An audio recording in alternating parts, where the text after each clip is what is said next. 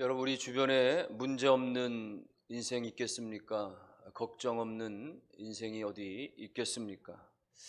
나름대로 우리는 문제 없는 인생 되고 싶어서, 또 걱정 없는 인생 살고 싶어서 애쓰고 노력하고 도전하지만, 그러나 모든 사람들은 다 걱정이 있고 문제가 있고 기도의 제목이 다 있습니다. 겉으로 보기에는 정말 화려해 보여도, 겉으로 보기에는 정말 행복해 보여도 조금만 안으로 들어가 보면 누구에게나 다 한 가지 이상씩은 걱정, 염려, 근심거리가 있게 마련입니다. 개인의 문제가 있습니다. 가정과 자녀의 문제가 있습니다. 사업의, 생업의, 직장의 문제가 있습니다. 영혼의 문제도 있고 육신의 문제도 있습니다. 오늘 본문에 등장하는 한나를 보면은 겉으로 보기엔 정말 행복한 여자였습니다. 그처럼 행복한 여자가 또 있을까 싶을 정도였습니다. 특별히 너무나 좋은 남편을 만났습니다. 엘가나라고 하는 이 남편은 아주 좋은 가문의 또 재력가였습니다. 재물이 많았습니다. 거기다가 하나님을 아주 잘 경외하는 그런 신앙인이었고, 그리고 무엇보다도 아내 한나를 끔찍히도 사랑하는 사람이었습니다. 정말 최고의 신랑감입니다. 이와 같은 남편도 없겠거니와 이와 같은 행복을 거머쥔 여인도 없었을 것입니다. 그러나 여러분, 그렇다고 해서 한나가 정말 행복했는가? 그렇지 않았다는 거예요. 모든 것들이 다 주어진 것 같았는데도 불구하고 그 모든 것들을 상실할 수밖에 없는 그 고통이 그에게 있었는데, 바로 불임증이라고 하는 해결할 수 없는 문제였습니다. 결혼했지만, 시간이 지나지만, 세월이 지나지만 아이를 낳지 못하는 이 말할 수 없는 슬픔 앞에 그는 좌절할 수밖에 없었던 것입니다. 놀라운 것은 오늘 6절에 보니까 하나님께서 그녀에게 임신하지 못하게 하셨다라는 말씀을 기록하고 있어요. 하나님이 그렇게 하셨다는 거예요. 하나님께서 한나로 하여금 임신하지 못하게 하셨다. 무엇입니까? 하나님께서는 때때로 우리 가운데 문제를 가져다 주시고 우리 가운데 염려와 근심, 기도의 제목거리를 가져다 주신다는 거예요. 오히려 하나님의 사랑을 받으면 받을수록 하나님께서는 그에게 더 부족함과 연약함을 주실 때가 있다라는 이야기입니다. 하나님께서는 여러분 결코 오늘 우리들 가운데 100%의 건강, 100%의 행복, 100%의 성공, 100%의 축복, 이런 것들을 주시지 않습니다. 오히려 우리에게 사랑하시기 때문에 우리에게 부족함도 연약함도 주시는 거예요. 아무리 믿음이 좋은 사람도, 아무리 인격적인 사람도, 아무리 훌륭한 사람도 그래서 나름대로는 어려운 문제, 기도의 제목 문제는 한 가지씩 다 가지고 있는 거죠. 구약에 나오는 정치력의 대가, 군사력의 대가, 그야말로 어마어마한 재물을 소유했었던 다윗 왕을 보면 정말 전무후무할 만치 어마어마한 모든 것을 다 거머쥐었던 다윗 왕도 그에게 골칫거리 아들 하나 압살롬이 있었습니다.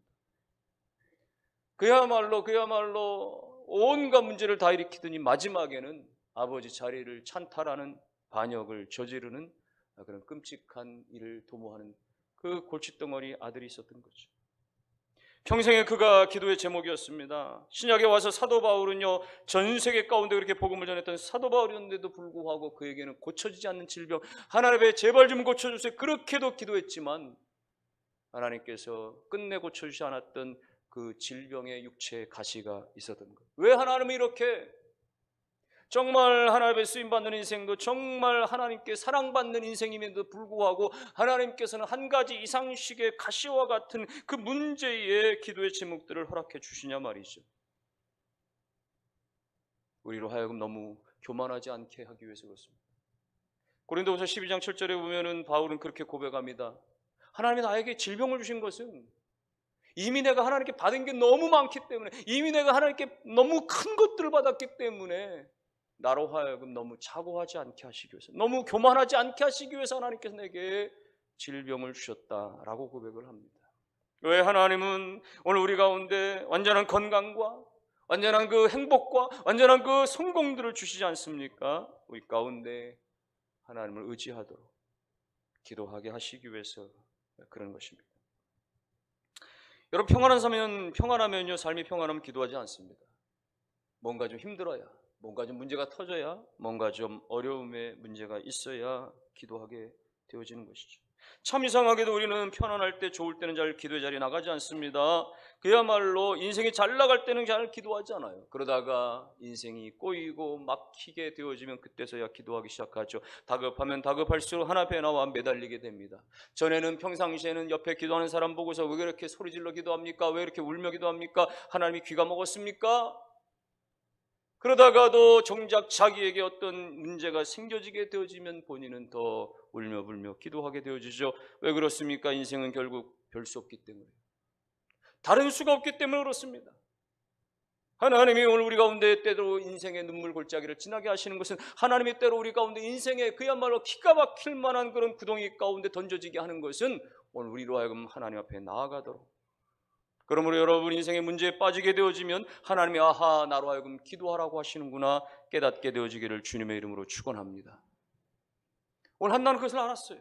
자신의 이 문제는 사람에게 있는 것이 아니라 오직 하나님께 이 문제의 열쇠가 있다는 사실을 잘 알았습니다. 그래서 그는 자식 없는 문제 때문에 땅을 치며 통곡하며 집안에서만 틀어박혀 그렇게 근심 걱정 가운데만 있었던 것이 아니라 그 괴로운 마음을 가지고 주의 성전에 올라와서 눈물로 기도하며 주님 앞에 섰던 거예요. 왜요?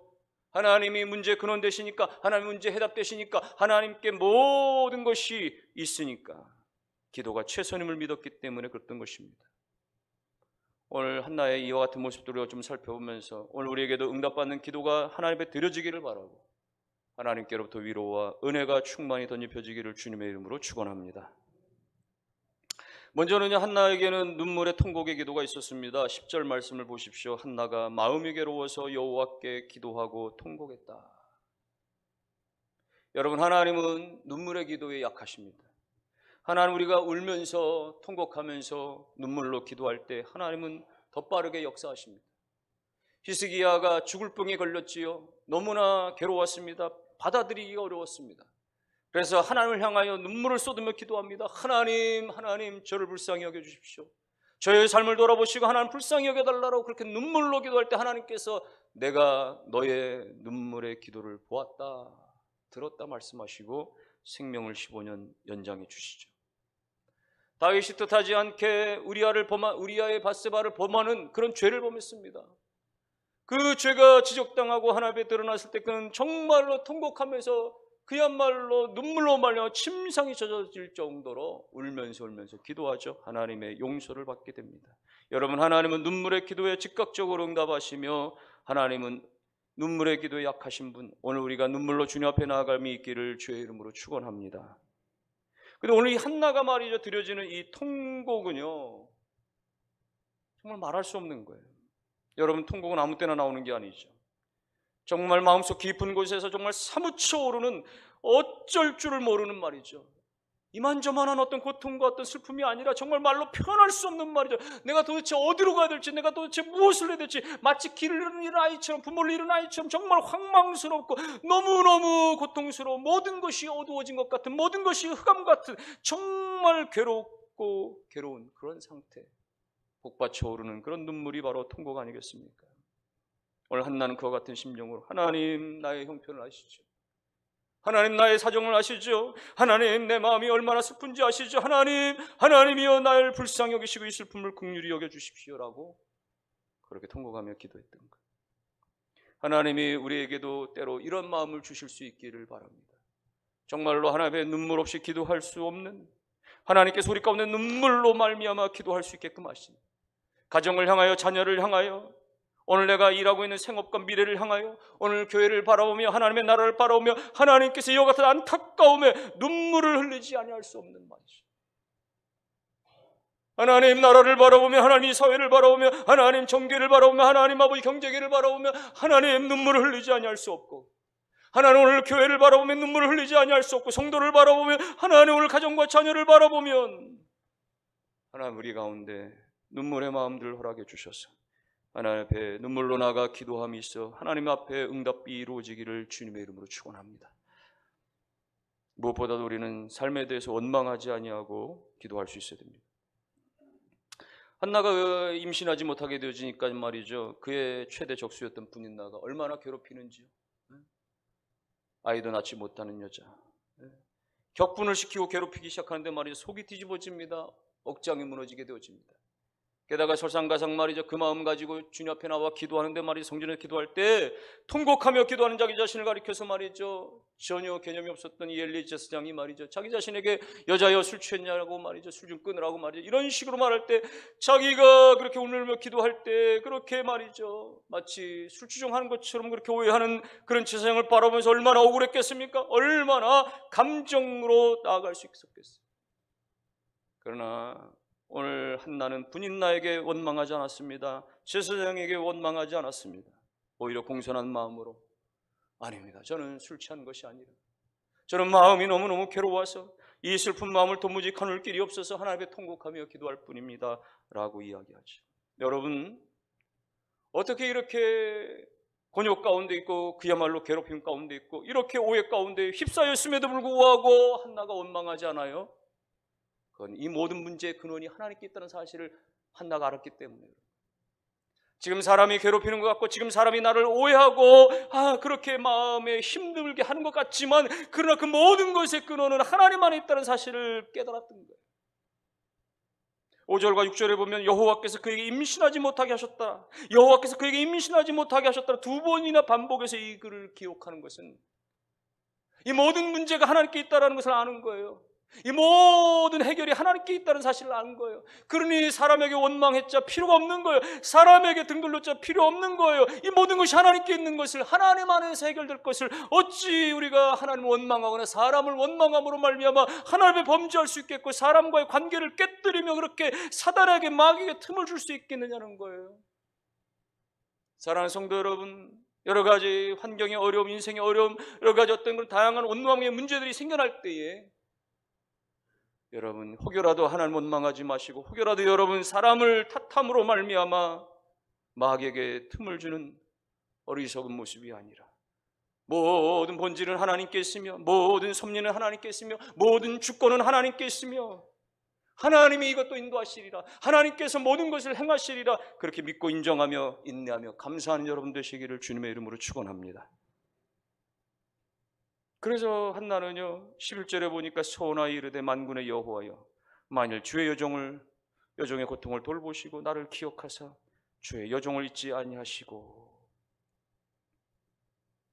하나는 모든 것을 아시는 분이시기 때문에 그녀의 고통을 다 돌보시는 분이시기 때문에 모든 것을 기억하시는 분이시기 때문에 오늘 한나가 가지고 있는 그 고통을 결단코 잊지 아니하시는 하나님이시라는 거예요.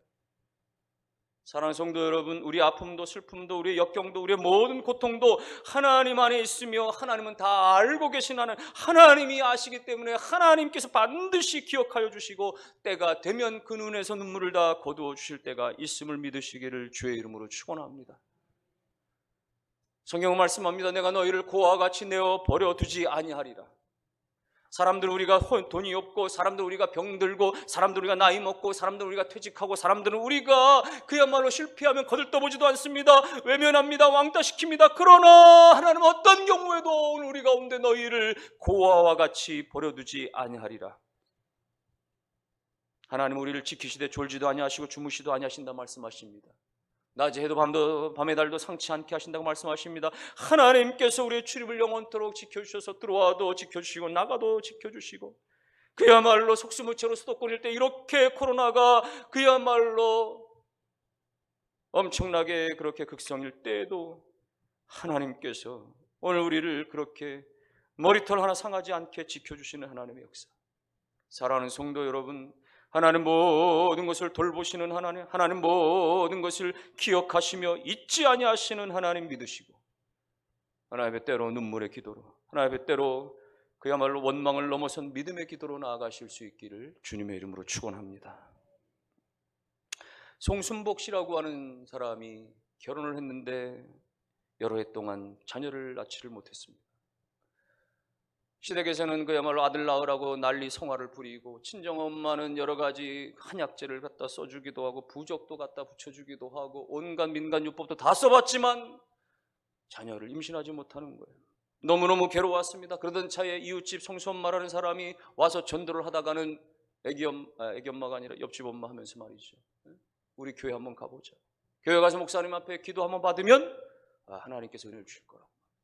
이것저것 다 해봤으니까 아무것도 되지 않으니까 혹시라도 해서 교회나 한번 가보자라는 마음으로 찾아갔더니 웬걸 교회라고 하는 것이 그야말로 지하 창고 같은 아주 조그마한 그런 개척교회였는데 몇 명 모이지 않는데 그렇게 어리둥절 예배를 드리고 나서 마지막에 목사님이 안수 기도를 해주시는데 뜨겁게 기도를 해주시는데 말이죠. 하나님이 이 여인을 사랑하셔서 3개월 이내에 태문이 열릴지어다라고 그렇게 선포를 하시는데 이 조그마한 개척교회 별 볼 일 없어 보이는 것 같은 이 목사님의 기도가 도대체 무슨 소용이 있을까라는 마음이 들면서 그는 그렇게 기도를 받는 둥 마는 둥 그렇게 교회를 빠져나왔는데 그렇게 시간이 흘렀습니다. 한 달이 지나고 두 달이 지나고 놀랍게도 3개월이 지났는데 아기가 들어섰습니다. 그래서 입덧을 하기 시작합니다. 그러나 이 여인은 이것이 뭐 하나님의 은혜로 목사님의 기도로 이루어졌다는 것은 꿈에도 생각하지 않고 내가 그동안에 먹은 약재가 얼마고 내가 그동안에 써붙인 부적이 몇 장인데 라고 생각하면서 어쨌거나 저쨌거나 아기가 들어선 것을 기뻐하면서 그는 그야말로 호강스러운 임산부 생활을 이어가고 있었습니다. 그런데 아이가 출산 예정일 훨씬 전에 양수가 터지고 병원에 갔는데 아기가 이 출산이 어려운 거예요. 아기의 머리가 이 자궁에 걸려가지고 나올 수가 없는 상태. 그래서 산모를 마취도 하지 못하고 생사를 찢어서 결국은 펌프로 아이의 머리를 잡아당겨서 끄집어내는 그런 출산이 이루어지게 됐습니다. 아이는 태어나자마자 결국 인큐베이터에 들어가는 신세가 되었고 그와 같은 상황 가운데서 아이는 그야말로 생사를 보장 못하는 어려움에 빠지게 됩니다. 그 팔뚝만치도 되지 않는 그 작은 갓난아이에게 식도에다가 옆구리에다가 호수란 호수를 꽂아놓고 그 아이를 그렇게 인큐베이터에 하루하루를 보낼 때 그제서야 이 아이의 엄마는 3개월, 1년 전에 그 이 기도가 생각이 났던 거예요. 그때 그렇게 땀을 흘리면서 기도해 주던 목사님이 떠올랐고 그것을 내가 무시하고 자그마한 그런 별 볼 일 없는 교회라고 이렇게 두리번거리면서 못마땅한 표정으로 교회를 뛰쳐나왔던 그 일과 이후에도 신방 오시겠다고 하는 목사님을 거절하고 또 전도하러 오겠다고 하는 그 엄마를 거절했던 문전박대했던 그런 것들이 너무나 죄송스러워서 그렇게 눈물을 흘리며 그때 목사님과 그 집사님이 병실에 찾아왔고 그는 그분들 앞에 무릎을 꿇고 제가 잘못했습니다. 저를 용서해 주십시오. 이 아이를 살려주라고 그렇게 눈물로 애원을 했답니다. 목사님은 걱정하지 마십시오. 성도님, 이 아이는 하나님이 살리십니다. 그렇게 선포하고 기도했답니다. 그러나 아이는 좀처럼 낫지를 않고 오히려 피부에 괴사까지 진행이 되어져서 그야말로 생사를 알 수 없는 그런 어려움에 빠지게 되어지는데 이 아기 엄마도 교회당에 나와서 그렇게 주야로 그렇게 하나님을 찾으며 아이를 살려달라고 그렇게 기도하는데 어느 날 깊이 그렇게 잠을 못 자고 있다가 순간 잠이 들었는데 말이죠. 잠이 들었는지 실신을 했는지 자기도 모르게 그 비몽사몽간에 아주 밝고 찬란한 빛이 비춰지면서 예수님이 자기에게 오셔서 말씀하시더래요. 사랑하는 딸아, 내가 너의 눈물의 기도를 들었고 이 아이를 고쳐주노라. 너의 기도를 통해서 이 아이에게 구원이 임하노라. 이런 말씀이 들렸다는 거예요. 그 환상을 보고 나서 그 음성을 듣고 나서는 확신을 가지고 즉각적으로 병원으로 달려가서 이 엄마는 인큐베이터에 손을 넣어서 아이에게 손을 얹고 기도했답니다. 예수님의 이름으로 명하노니 이 아이는 새 생명을 얻었노라. 예수님의 이름으로 명하노니 이 아이에게 새 세포가 얻어지리라. 이런 눈물의 기도를 드렸답니다. 놀랍게도 며칠 뒤에 의사는 말합니다. 어머니, 기적이 일어났습니다. 아이가 다시 회복하기 시작합니다. 결국 아이는 태어난 지 그렇게 3개월 만에 겨우 이제 보리차 10cc를 먹기 시작했다고 얘기를 하고 생후 6개월째 되었을 때에는 MRI 검사를 했더니 모든 것들이 다 정상적으로 돌아왔다라고 하는 것입니다. 그 아이가 자라나서 185cm가 넘는 건장한 청년이 되었답니다. 이렇게 예수를 잘 믿게 된 이 성도는 열심히 그렇게 새벽기도 하면서 어느 날 새벽기도 하다가 하나님께서 사업에 대한 아이디어를 주시기에 5평짜리 가게를 얻어가지고 싱크대를 납품하는 그러한 사업을 시작했는데 1년이 지나지 않아서 50만 원씩 11조를 드리게 되어졌고 5년도 지나지 않아서 500만 원씩 11조를 드리도록 하나님이 축복해 주시는데, 그녀는 하나님께 받은 은혜가 너무 커서 수입의 자신은 30%만 자신의 삶을 위해 살고 나머지 70%는 하나님의 나라를 위해서 쓰겠다라고 하면서 말이죠. 전 세계에 걸쳐서 수십 개의 교회를 그렇게 해외 선교지에 세워가는 일들을 감당하고, 지금은 구두, 체인점, 프랜차이즈를, 쭈꾸미 전문점, 쭈꾸쭈꾸하라고 하는 그런 가맹점 18개를 운영하는 사업가면서 지금까지 1500번 이상 그렇게 간증과 강연을 하면서 그렇게 하나님 나라를 위해서 헌신하는 일꾼이 되었다라고 하는 이야기. 여러분, 때때로 하나님께서는 우리 가운데 하나님 앞에 절박한 상황을 주시지만 그것은 뭐예요? 우리로 하여금 하나님 앞에 엎드리라고 하는 것입니다. 하나님 앞에 기도하라고 하는 것입니다. 하나님만 의지하라고 하는 것입니다. 회개하며 기도하라고 하는 것입니다. 눈물로 기도하라고 하는 것입니다. 하나님을 붙들라고 하는 것입니다. 모든 문제는 하나님께 있으며 모든 해답은 하나님께 있기에 하나님 앞에 나아가라고 하는 것입니다. 오늘 원망을 넘어서서 하나님 앞에 눈물로 나아가 기도하여 하나님의 응답이 일어나게 되기를 주님의 이름으로 축원합니다. 한나는요, 무엇보다도 그에게 간절한 기도가 있었어요. 간절한 믿음의 기도. 12절 상반절에 보니까 그가 여호와 앞에 오래 기도하는 동안에, 여기 오래 기도했다라고 하는 것은 원어적인 의미에서 볼 때 간절한 기도를 말하는 거예요. 잠깐 기도하고 마는 것이 아닙니다. 우리는 문제가 너무나 많은데도 불구하고 기도를 적당히 합니다. 찔끔 기도하고는 나머지 시간은 내가 해보겠다고, 내가 해결하겠다고 여기저기 뛰어다닐 때가 많습니다. 그런데 한나는 하나님 앞에 오랜 시간을 간절하게 끈기 있게 힘을 다해 기도하는 거예요. 여러분, 이렇게 힘을 다해 기도하다 보면 나중에는 어느 순간은 소리는 나오지 않냐고 입술만 열려지는 그런 상황이 벌어지기도 하지요. 그래서 13절에 보니까 한나가 속으로 말하며 입술만 움직이고 음성은 들리지 않았다, 이렇게 표현해요. 뭐예요? 그야말로 절체절명의 마음을 가지고 진을 빼는 그런 간절한 기도로 나아갔다는 이야기. 세상 사람들은 죄를 짓느라 진을 빼고 세상 향락을 쫓느라 진을 빼지만 오늘 하나님의 성도는 기도하느라, 찬송하느라, 주의를 감당하느라 진을 뺄 수 있어야 됩니다. 세상 사람들은 염려하느라, 근심하느라 힘을 소모하고 그렇게 빼앗기지만 오늘 믿음의 성도들은 찬송하며 예배하며 기도하며 힘을 쏟을 수 있어야 합니다. 세상 사람들은, 정치인들은, 권력자들은 서로 미워하며 아웅다툼 싸우며 그렇게 원망하면서 힘을 빼지만 오늘 성도들은 서로 사랑하며 서로 감사하며 그렇게 하나님의 영광 돌리는 데 힘을 써야 하는 것입니다. 다윗은 그렇게 고백했습니다. 만군의 하나님 여호와여, 내 영혼이 여호와의 궁전을 사모함이 나의 쇠약하며 내 마음과 육체가 생존하신 하나님께 부르짖나이다. 이게 무슨 말이야? 하나님을 너무 사모한 나머지, 다윗이 하나님의 전을 너무 사모한 나머지 그렇게 하나님 앞에 기도하고 찬송하는데 말이죠, 자기의 몸과 마음이 쇠약할 정도야. 얼마나 찬송하는 일에, 얼마나 예배하는 일에, 얼마나 그렇게 기도하는 일에 힘쓰면 쇠약할 정도로 말이죠, 진을 쏟는 것입니다. 여러분, 찬송하며 살기도 부족한 인생, 아직도 괴로움 가운데, 원망 가운데, 좌절 가운데 있습니까? 감사하기에도 부족한 인생, 걱정, 근심으로 시간 보내고 있습니까? 사랑하기에도 부족한 인생 세월, 여러분 미워하며 살고 있습니까? 원망하며 살고 있습니까? 이제는 사랑하며 사시기 바라고 기도하며 감사하며 찬송하며 사시기를 주님의 이름으로 축원합니다. 이와 같은 간절한 기도에 하나님께서 마침내 한나에게 역사하셨습니다.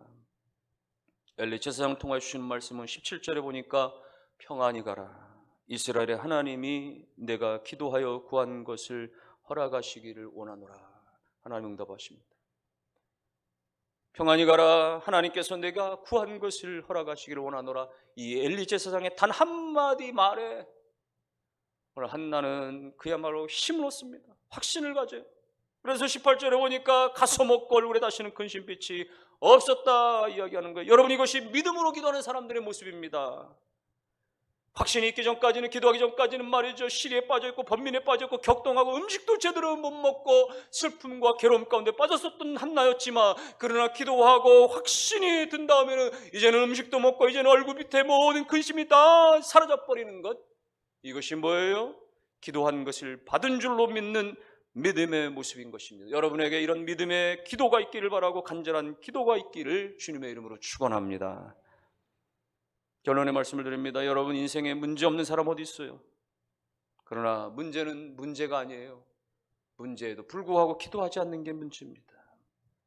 예수 안 믿는 가족이 문제가 아닙니다. 그를 위해서 통곡하며 기도하지 않는 것이 문제입니다.